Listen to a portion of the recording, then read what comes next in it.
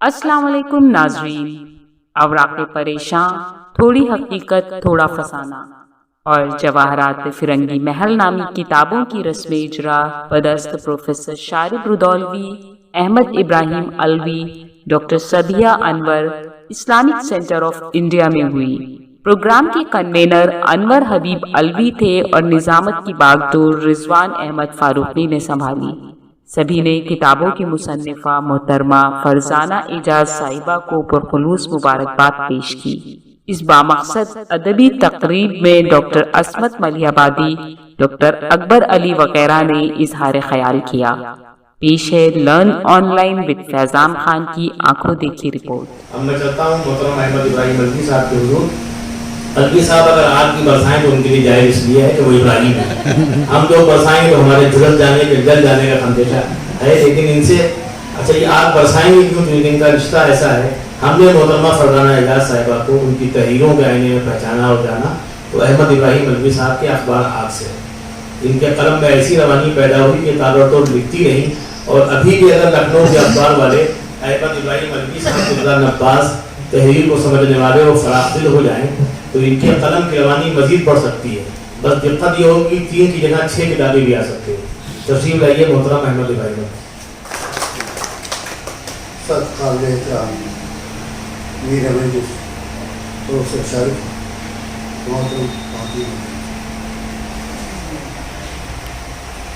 میرا فرزانہ کا بہت عجیب رشتہ ہے۔ میری چھوٹی بہن ہے، پر یہ بہن میرا نانیال ہے، ان کا دادیال کا کوئی میرا دادیال ہے، ان کا نانیال۔ مجھے اگر سچ بولوں تو آپ یقین کیجیے، میں جب بھی اپنے خاندان میں لڑکیوں کو دیکھتا ہوں، خصوصاً پڑھی لکھی لڑکیوں کو، تو بہت افسوس ہوتا ہے۔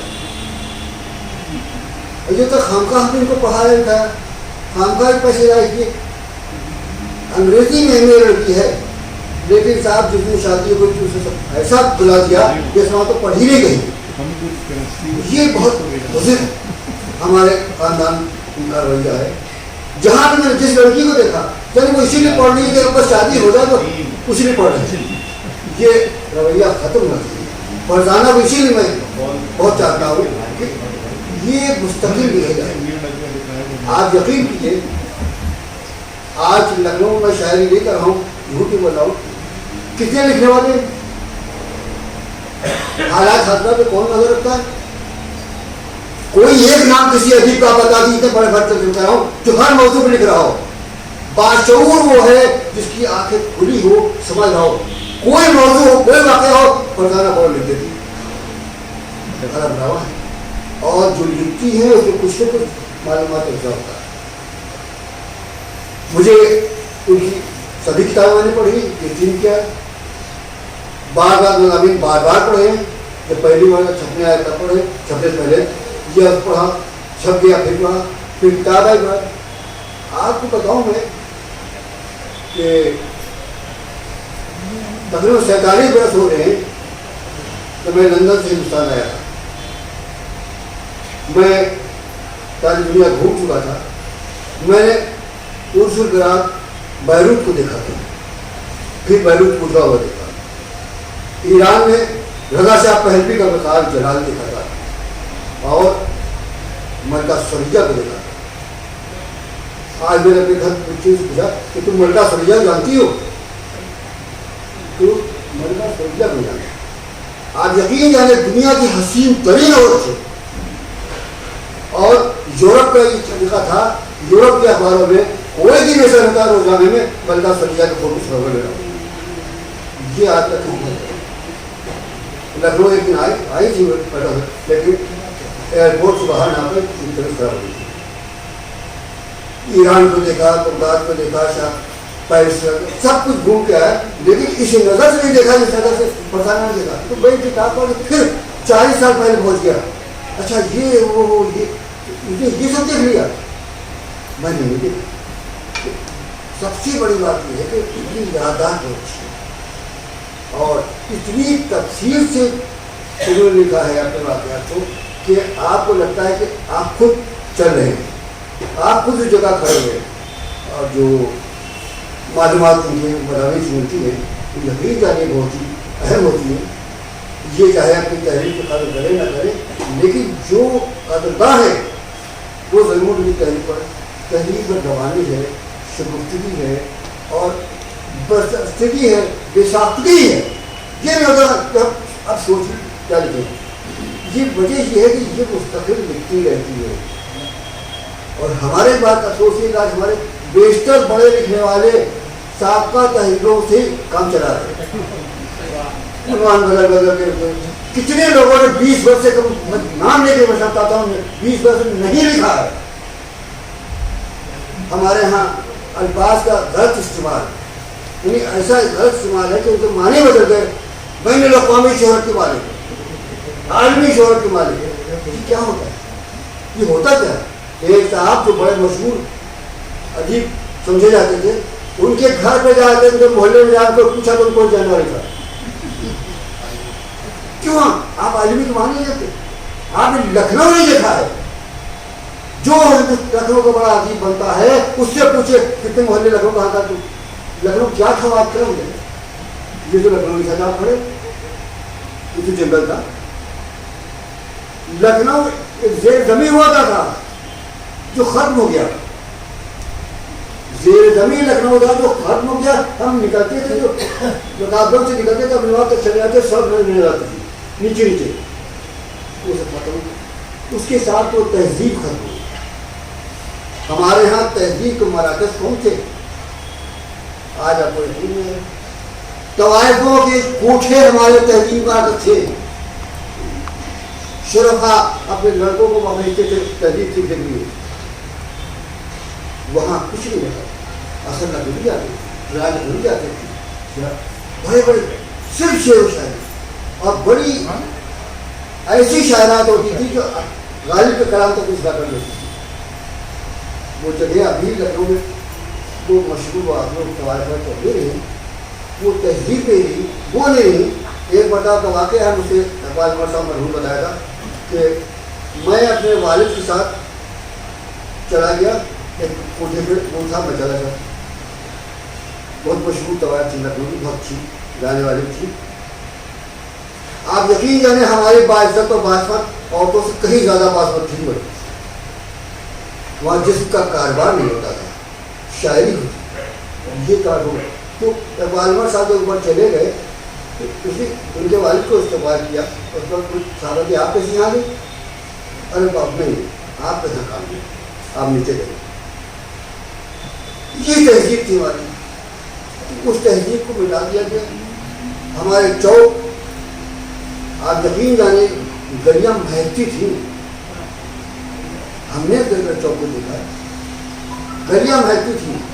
آج ہلوگن میں آپ کو چلے جائیے رومال رکھنا پڑتا ہے. تو اس لیے کہ ہم نے ہر بری اچھی چیز کو بھلا دیا. ہر چیز کو ہماری تہذیب, ہماری کرکٹ کی کمنٹریز ہوتی ہیں, اکثر میں لوگ تو سنتا ہوں کہ کیا دیکھ رہے ہیں آپ. ہم نے مشاعرے سنے ہیں.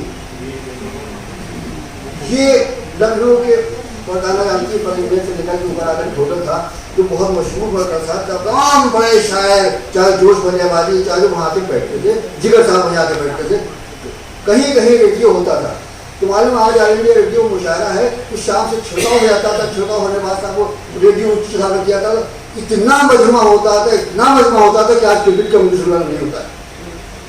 اور اس زمانے کی شعرا جوش ہے, جگر ہے, فراق ہے, اثر ہیں. اصل لکھنوی تو ہو, لکھنوی ہوگا, اصل لکھنوی صاحب کا نام نہیں لیتے. اصل لکھنوی صاحب کتنے قابل آدمی تھے, کتنے کارنامے ہیں ان کے.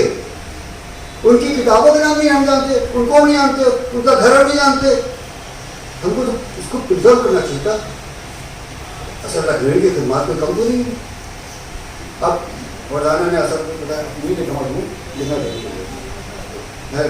تو ہمیں تلاش کر کے ایسے لوگوں کا مل کر جن کے بارے میں جاننا ہمارے لیے, ہماری نئی نسل کے لیے بہت ضروری ہے. اور ان کو جانے بغیر ہم پڑھے لکھے آدمی نہیں کر سکتے. وردانہ کی کتابیں یہ 3 کتابیں اس سے پہلے 3 عرصے میں جو بھی ان کی تحریر آتی ہے ابتدا سے میری نظر پہلے بھی کرتی تھی، میں پڑھتا ہوں. میں اس لیے اس فرقانہ کی تعریف کر رہا ہوں کہ تھکی نہیں ہے پر، اور اس سے زیادہ تعریف اس کے شوہر کی کرتا ہوں. بہت لاجواب آدمی تھا اس کے شوہر، خدا ان کی عمر دراز کرے. شوہر اتنی مطلب چھوٹ ہی دیتا اپنی بیوی کو کہ تم کتابیں لکھتی رہو گھر سے بعد. ان کے شوہر تم لکھو، تمہارا واسطہ نہیں کسی کو، کسی کام میں.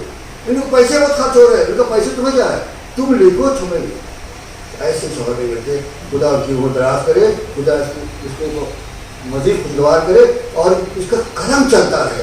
قلم اسی وقت چلے گا جب خوشحالی ہوگی، جب آدمی خوش ہوگا. خوشحالی کا مطلب کوئی یہ نہیں کہ آپ پاس روپیہ پیسہ کھانے میں خوشحالی نہیں، کہ آپ کی فکر میں خوشی ہے.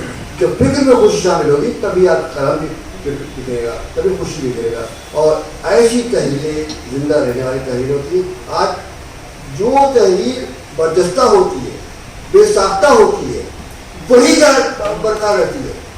غالب نے شروع جو خط لکھے تھے وہ تو واقعی خطوط تھے، بعد میں وہ سوچ سمجھ لکھنے لگے تو وہ بات نہیں ہے. غالب کے شروع کے خطوط دیکھیے کیا کریں، اور اس کے بعد اب تو سمجھ رہے کہ میں غالب ہوں، اس کو پڑھا جائے گا، وہ بات نہیں رہ پائی. تو ویسا ہی بہت عدم میں ضروری چیز ہوتی ہے، اس کا بڑا فائدہ ہوتا ہے. یہ ان کو ملا ہے مولانا کو. میں تو صاحب سال میں ایک آدھ کتاب آ گئی وہ بھی پتہ نہیں کہاں جو سرکار بھی رہتی ہے. میری اپنی کتاب کی اپنے پاس ہے نہیں، اللہ شکر کہیں نہیں رہتی، اپنی کتاب رہتی. فردانہ کتاب میرے پاس ہے. یہ پوچھتے ہیں کہ آپ وہ کتاب دیکھیے، میں نے کہا ابھی یہ کتاب، میں نے کہا نہیں دیکھی ضرور ہے لیکن ہے نہیں. پھر وہ بھیج دی، پھر میں نے پڑھ لی، پھر وہی مزہ آیا. تو وہ تحریر جو بار بار پڑھی جائے اس کے بعد وہ وہی مزہ جو پہلا ہے وہ زندہ رہنے والی تحریر، زندہ رہنے والی تحریر کی مصنفہ غالب روزانہ میں اس کو بار بار دیتا ہوں. دعا کرتا ہوں ضروری قلم کی طرح جو ہو، قلم چلتا رہے، زندگی لکھتی رہے. اور زمانے میں سب کچھ ہوتا ہے، غم ہوتا ہے، سب کا جتنے غم جھیلے ہیں پردانہ نے ہم آپ ہوتے ہیں ٹوٹ جاتے ہیں. اس لیے میں قدر کرتا ہوں. معمولی سی بات ہم ٹوٹ جاتے ہیں، کچھ بہت بڑے بہت جھیلا ہے. اور اس کے بعد آپ سب مسکرا بیٹھیے، لکھ رہیے، آپ اس کے جذبے کی تعریف کیجیے اور ان کتابوں کو پڑھیے اور پڑھائیے لوگوں. جب اس کتاب کو پڑھیے گا تب پڑھانا کو سمجھیے گا. میری بات سے نہیں سمجھ پائیے گا اس کے اندر کیا ہے. جی آپ بتائیے کہ وہ بنجر زمینیں ہم کو جو ہم ان کو سمجھتے ہیں اتنی لکھا تھا وہ ایسے وہاں پہ جگہ ایسی جگہ دنیا میں ایسی ہے بہت. میں سمجھتا ہوں وہ مضمون سلالا ہے، وہ تو وہاں کی حکومت کو اپنے کونسل سینٹر سے چھپا کر پڑھائیں دنیا میں. لاکھوں سیاح وہاں آئیں گے. کیسے کیسے بزرگان دین، کیسے پیغمبران کی مزارات، مطلب حضرت مطلب یہ سب مزارات بہت تفصیل سے دن رہی کتابوں میں. بہت ایسی باتیں جو آپ کی نہیں ہے، یقیناً اس کتاب کو پڑھیں معلوم ہوئی. یہ ہے کہاں ہم سوچتے ہیں خالی ایک پہاڑی ہے کہ لوگ یہاں عیش کرتے ہیں، پتہ چلا کہ سر وہاں تو سبھی کچھ ہے. ہماری تہذیب کا مطلب وہی ہے، ہماری تہذیب وہی محفوظ ہے اور ہم اس سے نہ واقف ہیں. اتنے بڑا کام کیا جن کو بتایا کہ سر یہ ایسا نہیں ہے. تو میں آپ حضرات کو شکریہ ادا کرتا ہوں کہ آپ نے اس کا مسئلہ کی حسن روزانہ کے بار دیتے ہیں. بہت خوب محترم احمد ابراہیم مکی صاحب. یہ پیغام بھی عام کرنے کی ضرورت ہے. کچھ باتیں رائج ہوتی ہیں، ان کو کبھی کبھی وہ جو کلیے بن جاتے ہیں ان کو کاٹنا پڑتا ہے. احمد ابراہیم مکی صاحب نے ایک بات تو ہم کو ایک پیغام دیا کہ فرزانہ اعجاز صاحبہ کی ترقی میں جہاں ان کے قلم ان کی صلاحیتوں کا حق ہے، عام طور پہ کہا ہی جاتا ہے، یہی کلیہ بن گیا ہے کہ ہر مرد کی ترقی میں کسی عورت کا ہاتھ ہوتا ہے، لیکن ان کی ترقی میں مکی صاحب نے بتایا کہ ان کے شوہر کا ہاتھ. یہ آج کی تازہ خبر ہے. اس خبر پہ بھی اس کو آگے فروغ دینا چاہیے کہ اب مرد بھی ہاتھ بڑھائیں اور یہ کہا جائے کہ بھائی رضوان فاروقی کی بیوی کچھ لکھ لیتی ہیں یا کچھ کرتی ہیں قابل ذکر، تو اس میں رضوان کا ہاتھ اور دوسرے مردوں کا ہاتھ ہے. تو مرد آج تک بہت مظلوم تھا، پہلی بار انہوں نے مرد کو صحیح کرا اور صحیح مقام دیا احمد ابراہیم مکی صاحب کی تقریر میں. اور صدر وقار تک مجھے پہنچنا ہے، ان کے لیے میں جو کچھ کہوں گا وہ کم ہی ہوگا. لیکن کچھ نہ کہا جانا یہ بھی ادبی بخل ہے۔ محترم پروفیسر شاہ جی بدولوی صاحب نے اپنے قلم کی دیانتداری کو ہمیشہ برقرار رکھا۔ انہوں نے رضوان فاروقی پہ لکھا ہو یا محترم احمد ابراہیم مدنی صاحب پہ یا کسی بڑے سے بڑے قلمکار پہ، انہوں نے اپنے قلم میں وہ لفظی جو شعراء کے یہاں ہوتی ہے اس کا استعمال نہیں کیا، بلکہ دودھ کا دودھ اور پانی کا پانی اس طرح کیا کہ کسی کو برا بھی نہ لگے اور بات جو ہے وہ لوگوں تک پہنچ جائے۔ پروفیسر شاہ جی بدولوی صاحب کل بھی لکھ رہے تھے اور آج بھی لکھ رہے ہیں، یعنی حیات اللہ انصاری صاحب کی طرح ان کا قلم رواں دواں ہے۔ ایسے ادیبوں کی، ایسے شاعروں کی، ایسے قلمکاروں کی ہمیشہ عزت ہونا چاہیے۔ محترم احمد ابراہیم مدنی صاحب بھی یہی کہتے ہیں کہ ہمارے دور میں ایسے ادیب نہیں ہیں کہ جو مستقل لکھتے رہیں، 20 سال پرانی تحریر کو وہ ریپیٹ کرتے ہیں، لیکن جو 20 دن بھی فرصت سے نہیں بیٹھتے اور لکھتے ہی رہتے ہیں چھوٹے بڑے پہ، وہ نام ہے محترم شاہ جی بدولوی صاحب کا۔ تالیوں کے ساتھ ان کا استقبال۔ شکریہ مرزا فاروقی صاحب۔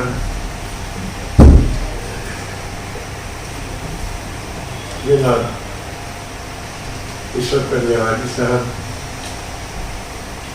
ڈاکٹر سبیہ انور صاحبہ، جناب ابراہیم علوی صاحب، فرزانہ اعجاز صاحبہ، ڈاکٹر علوی صاحب، رضوان فاروقی صاحب، خواتین و حضرات، 3 کتابوں کی اجرا تھی، ان پر بھی اچھی خاصی گفتگو ہو چکی ہے۔ فرزانہ اعجاز صاحبہ کے بارے میں بھی اچھی خاصی گفتگو کی گئی۔ میں کیا عرض کروں آپ کے سامنے، ایک بات کہنا چاہتا ہوں کہ کتاب لکھنا بہت مشکل کام ہے، لیکن کتاب کی وراثت کو سنبھالنا اس سے زیادہ مشکل ہے۔ سب سے بڑی بات یہ ہے کہ فرزانہ اعجاز صاحبہ نے یہ دونوں کام بیک وقت انجام دیا، یہ بہت بڑی بات ہے۔ انہوں نے اپنی علمی وراثت کو بھی سنبھالا اور اپنے قلم سے اپنی ادب کو بھی آگے بڑھایا۔ یہ دونوں کام بہت مشکل سے کوئی کبھی کر پاتا ہے۔ اس سے پہلے کہ میں ان کی افسانہ نگاری اور ان کی خاکہ نگاری اور ان کی کتابوں کی بات کروں، میں بات شروع کرنا چاہوں گا ان کی تحقیق، جس گوشے سے شاید آپ واقف ہیں لیکن واقف نہیں، جس محنت، جس تگودو اور جس برسوں کی کاوش سے انہوں نے مکاتب بنام رضا انصاری مرتب کیا، یہ ایک بہت بڑا کام تھا اور ایک بہت بڑی تاریخ ان خطوط میں پوشیدہ ہے۔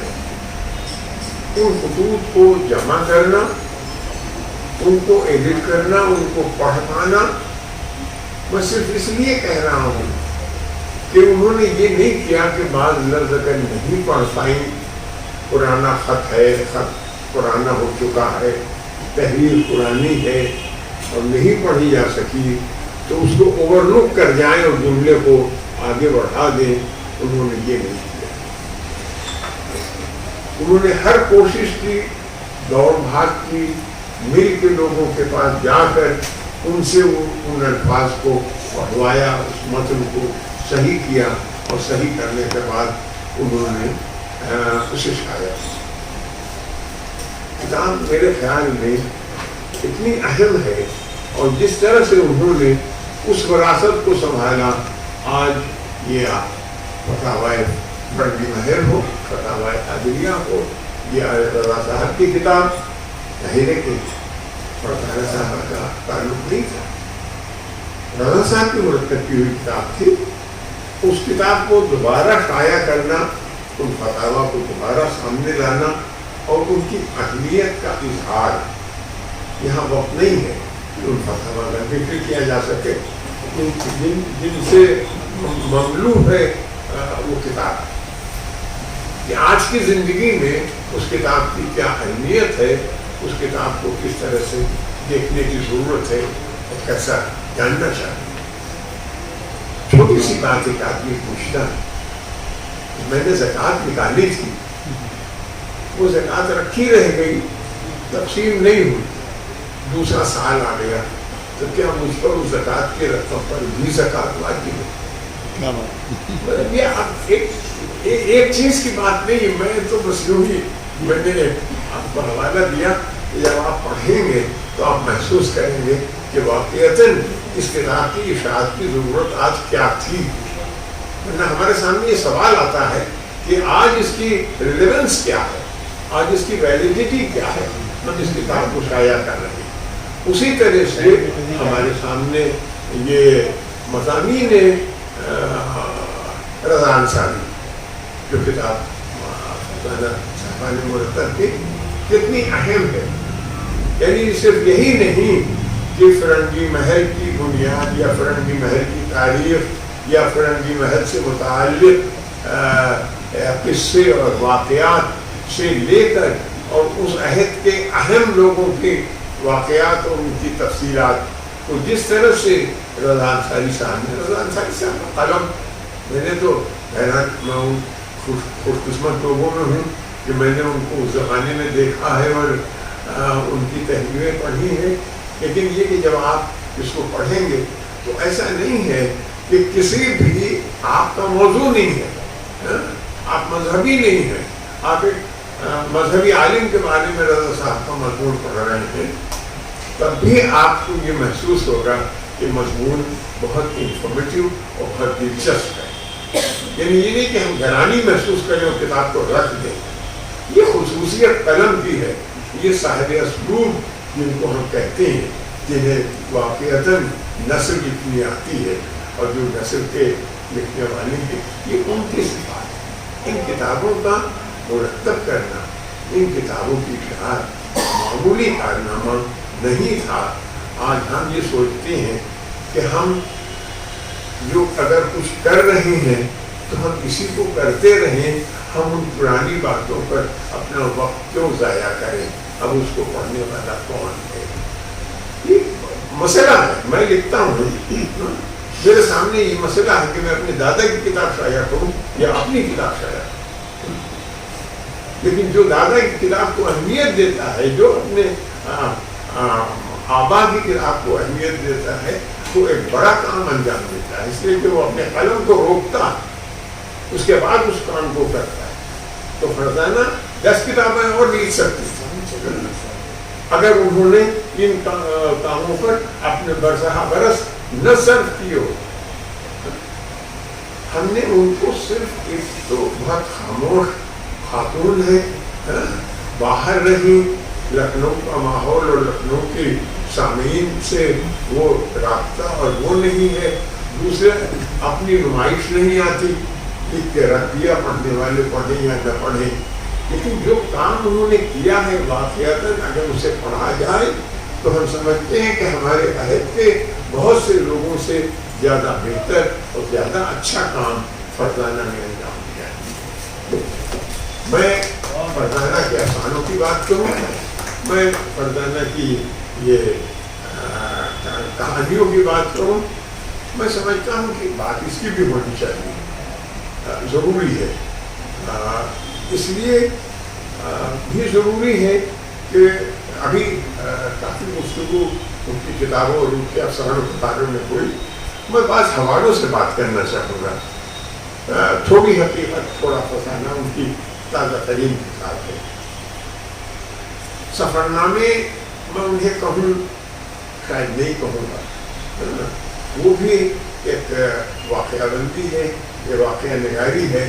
उनको सफ़रनामे की शक्ल में नहीं लिखा गया है, वाक़ये की शक्ल में लिखा गया है। लिहाजा मैं दो बातों की तरफ तवज्जो दिलाना चाहूँगा। बहुत सी बातें हुई जहाँ पर हमारे फारूकी साहब کئی باتیں درمیان میں اور شروع میں ان کے بارے میں کہتے رہے. ڈاکٹر اکبر علی صاحب نے گفتگو کی, سارے لوگوں نے گفتگو کی, ان کے فن کے بارے میں بہت اچھی گفتگو سبیحہ احمد صاحبہ نے کی. میں ایک بات جانتا ہوں کہ کوئی مضمون آپ اٹھا لیں تو سب سے بڑا ہنر یہ ہے کہ آپ اس مضمون سے نکل نہ پائیں. اگر آپ کی قلم میں یہ طاقت اور آپ میں یہ صلاحیت ہے تو آپ یقیناً ایک کامیاب قلم کار ہیں. فرزانہ کا کوئی مضمون آپ اٹھائیے, آپ اس کو سفر نامہ کہیے یا کہانی کہیے, میرا دعویٰ ہے کہ آپ اسے ختم نہ کر دیں تو آپ اس میں سے باہر نکل نہیں پائیں گے. اور سب سے بڑی بات یہ نہیں ہے کہ وہ اپنا تجربہ بیان کر رہی ہیں اور اپنے حالات بیان کر رہی ہیں. وہ امریکہ گئیں, وہ سالانہ گھومنے کے لیے گئیں, اور وہ ڈزنی لینڈ گئیں, وہ بیمار ہو کے اسپتال میں داخل رہیں, بہت سے لوگ داخل ہوتے ہیں. یہ سارے تجربے یہ نہیں ہے کہ وہ یہ بتاتی ہو کہ یہاں بہت آرام. ان کے یہاں ہر جگہ ایک تقابلی مطالعہ ہے. وہ ڈزنی لینڈ جاتی ہیں یا سلالہ جاتی ہیں یا کہیں بھی جاتی ہیں تو ایک کہ میرے ملک میں ایسا کیوں نہیں, میرے ملک میں بھی ایسا ہے لیکن وہ اس طرح سے کیوں نہیں کر پاتے. اسپتال میرے یہاں بھی ہیں, بہت بڑے بڑے 5 اسٹار ہاسپٹلس ہیں, لیکن غریب کا علاج جس طرح یہاں ہوتا ہے وہاں کیوں نہیں ہو پاتا. ہم دعویٰ کرتے ہیں, روز آیت الکرسی پڑھتے ہیں کہ تاریکی سے روشنی کی طرف پروردگار لے کر آئے, ہماری دعاؤں میں شامل ہے. لیکن ہم امریکہ میں نکلتے ہیں, رات کی آدھی رات گزر چکی ہے لیکن رات ہے کہاں. یہاں تو ہر طرف روشنی ہے, کہیں سایہ بھی نہیں ہے, اندھیرا تاریکی کا نام نہیں ہے. ہم ایسا کیوں نہیں کر پاتے, ہمارے یہاں کیوں نہیں ہے. یہ احساس کہ ہمارا ملک آگے بڑھے, یہ احساس کہ ہم اپنے ملک کے بارے میں بھی اسی فخر سے بات کریں, یہ قلمکار کے یہاں ایک بڑی خصوصیت کی شکل میں مجھے نظر آیا. میں سمجھتا ہوں کہ یہ بات میں بہت سے حوالے یہاں کے اوپر آپ کو دوں. ایک انسانیت ہے, ہم کیا اس انسانیت سے کام لیتے ہیں؟ کیا ہم کسی غریب سے کی توجہ دیتے ہیں؟ کیا کسی بیمار کی تیمارداری میں مدد کرتے ہیں؟ کیا کوئی آدمی اپنے علاج کے اخراجات افورڈ نہیں کر سکتا ہے تو ہمارے فلاحی ادارے دوڑ کے اس کی مدد کرتے ہیں کہ نہیں بھائی یہ $20,000 یہ فلاحی ادارہ دیتا ہے, یا ڈاکٹر ہمارے یہاں علاج کے لیے فیس چھوڑ دیتے ہیں, یا اسپتال دواؤں کی قیمتیں کم کر دیتے ہیں کہ اس غریب کا علاج ہو جائے. یہ مسافر ہے یا یہ تندرست ہے, ایسا باہر ہی کیوں.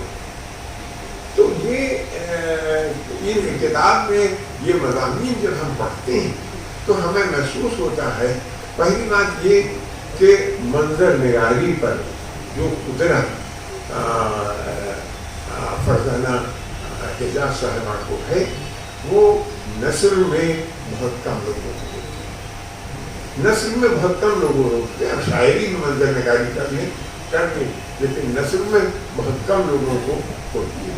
جو منظر نگاری آپ سلالہ کے سفر میں دیکھیں گے, جو منظر نگاری آپ ڈزنی لینڈ میں دیکھیں گے, جو آپ امریکہ سے رو میں دیکھیں گے, یا کوئی بھی عنوان کا لے لیجیے, اس میں آپ دیکھیں گے تو آپ محسوس کریں گے کہ ہم خود اس منظر میں شامل ہیں, ہم خود اس منظر کو دیکھ رہے ہیں, ہمارے سامنے وہ آبشار گر رہا ہے, ہم ان جگہوں کو دیکھ رہے ہیں جہاں खून की बूंदें पड़ी थी और आज भी वहाँ वो खून की बूंदें मौजूद थी सदियाँ गुजरने के बाद। तो मैं ये समझता हूँ कि ये मंजर निगारी एक बहुत बड़ा हुनर है जो फरजाना एजाज साहिबा के यहाँ है। वाक़या निगारी और मंजर निगारी पर ये हुनर मैं समझता हूँ काबिल मुबारकबाद है। मैं वक्त मैंने थोड़ा ज़्यादा लिया लेकिन मेरा जी चाहता था कि मैं वो बात कह सकूँ कि जो सिर्फ किताबें हाथ में आ जाने से नहीं हो पाती कि उनको एक वो अपनी किताबों और अपनी तहरीर के ज़रिए से हमारे उर्दू अदब की एक नुमाया और एक बड़ी अदीब है। ये नहीं है कि उनको किसी तारुफ की ज़रूरत है या उनका खुद तारुफ कराया जाए, उनका कलम खुद उनका तारुफ है। मैं उनको मुबारकबाद देता हूँ और दुआ करता हूँ कि वो इसी तरह से, इसी कामयाबी से और इसी खूबी से लिखती रहें और अपनी विरासत की हिफाजत और आगे की नस्ल के लिए अपनी विरासत को और ज़्यादा रिच और ज़्यादा कामयाब और कामरान बनाने की कोशिश करें। बहुत बहुत शुक्रिया, सबका शुक्रिया कि आपने मेरी गुफ्तगू को समाप्त करना। सदर ज़ीवकार की बामक़सद तकरीर के बाद आज की महफिल को किसी तरह की गुफ्तगू का कोई जवाब नहीं है, लेकिन जवाब इस बात का ज़रूर है कि साहिब किताब मोहतरमा फरजाना एजाज साहिबा की तरफ से कुछ तहाइफ हैं जो पेश किए जाने हैं। आप तमाम लोग काबिल मुबारकबाद हैं जो शुरू तक आखिर यहाँ तशरीफ़ रखे रहे, बैठे रहे। ये बहुत मुश्किल काम होता है किसी महफिल में, वो भी अदबी महफिल में लोग नज़र आए। और आज की महफिल की खूबी ये है कि सफ़े अव्वल से सफ़े आखिर तक एक एक शख्सियत काबिल क़द्र है। मोहतरमा आयशा सिद्दीकी साहिबा मुझे बिल्कुल आप पीछे नज़र आ रही हैं। कब आई कब बैठी मैं नहीं देख सका, ये मेरी बीमारी का मसला है, लेकिन लोगों ने देखा होगा और उनकी आमद से भी तालियाँ हो जाएँ। एक एक शख्सियत काबिल क़द्र है, मैं सबके नाम भी नहीं लिए। शकील अहमद साहब तशरीफ़ रखते हैं, नजमी साहब ने आगाज़ किया, सलीम सिद्दीकी साहब इंजीनियर तशरीफ़ रखते हैं। सलीम सिद्दीकी साहब की बड़ी खूबी ये है कि अगर ये अदीब तो नहीं है लेकिन खुदा खास्ता अदीब बन जाते तो हम लोगों की दुकान बढ़ाते, क्योंकि अगर इनको आप 300-500 रुपये की किताब दे दीजिए, नाविल, अफसाना, सवानी, खाका कुछ भी हो, ये दूसरे दिन आपको वापस कर देंगे। तो आपको ये गुमान गुजरेगा कि किताब इन्होंने सिर्फ देखी है या सूंघी है, पढ़ी बिल्कुल नहीं है। लेकिन जब कभी आप अलफहमी से इनसे पूछेंगे इस किताब में क्या है तो ये बता देंगे पेज किस पेज पे क्या है। ये सलीम साहब की खूबी। तो ऐसे लोग काबिल क़द्र होते हैं। जनाब वसीम हैदर साहब तशरीफ़ ले आए, डॉक्टर मंसूर हसन खान साहब और बहुत ही मोहतरम शख्सियत हाजी मुशर्रफ साहब की। इन लोगों ने सुन्नी रोड फेडरेशन के बैनर तले एक ज़माने में बड़े काम किए। और खालिद हलीम साहब यहाँ तशरीफ़ रखते हैं और तमाम शख्सियत जिनका नाम मैंने नहीं लिया, छूट गया, उनसे माजरत चाहता हूँ। उन सब का इस्तेमाल है और शुक्रिया के लिए अनवर हबीब साहब यहाँ तशरीफ़ लाएँ। उससे कब्ल फरजाना एजाज साहिबा की ये तहाइफ हैं, ये मेहमानान ख़ुसूसी को पेश करें। अनवर हबीब अलवी साहब की दरख्वास्त है कि वो आज के मरकज़ी किरदार उनका इस एतबार से है कि उन्होंने महफिल सजाई और इस तरह की महफिलें सजाते रहें, इसके लिए भी इनकी बतौर ख़ास तारीफ भी होना चाहिए और क्लिपिंग भी।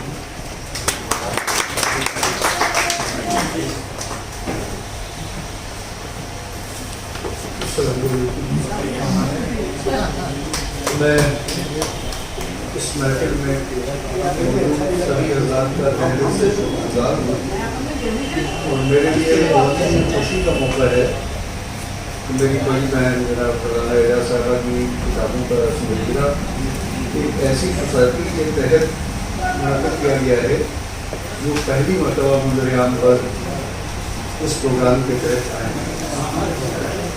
नूरुद्दीन अहमद कैफी साहब मैं पर नवासा हूँ क्योंकि मेरे पास नाना जिन्होंने उर्दू अदब में बहुत गराक़त चीज़ें जोड़ी और उनका नातिया कलाम, उनकी शायरी ये तो मौजूद है। जो सबसे कीमती काम उन्होंने किया कि एक दास्तान जो 24 जिल्दों में है, 24 जिल्दों में है और बड़ी तख्ती पर और कलम बर्दाश्ता लिखी गई है, वो मौजूद है। खानवादी में अल्हम्दुलिल्लाह हमारे पास और अभी हमने गुजरे साल रेफ्ता के साथ एक तहरीरी मुआहदे के साथ स्कैन कराया है। तो अब इंशाल्लाह वो रिजर्व है और आप लोगों के सामने पब्लिक के लिए दी आएगी। और अभी उसका काम बिल्कुल नहीं हुआ है। ऐसे रिसर्च स्कॉलर्स होने के कि जो दास्तान के ऊपर काम कर रहे हैं वो अगर इस तरफ तवज्जो करें तो हमारी पूरी मदद उनके लिए रहेगी। और शाहिद बल्कि साहब का एक मजमून इनकलाब में आपसे कई साल पहले पढ़ा था, जिसमें आपने अपने मजमून में नूरुद्दीन अहमद कैफी का तस्करा बहैसियत दास्तान लिखने वालों ने किया था। और मैं जब आपसे रूबरू हुआ एक तकरीब में तो मैंने उसी हवाले के साथ बात की थी। तो ये वही नूरुद्दीन अहमद कैफी साहब के नाम से ये सोसाइटी बनी है, तकरीबन 7 साल हो गए इसको बने हुए, लेकिन अमली तौर पर अब इसने काम शुरू किया है। और मेरी दरख्वास्त है कि आप सब हज़रात दुआ करें कि इसके तहत कुछ ऐसे काम हो जाएँ कि जो नूरुद्दीन अहमद कैफी साहब का मिशन है वो आगे बढ़ सके।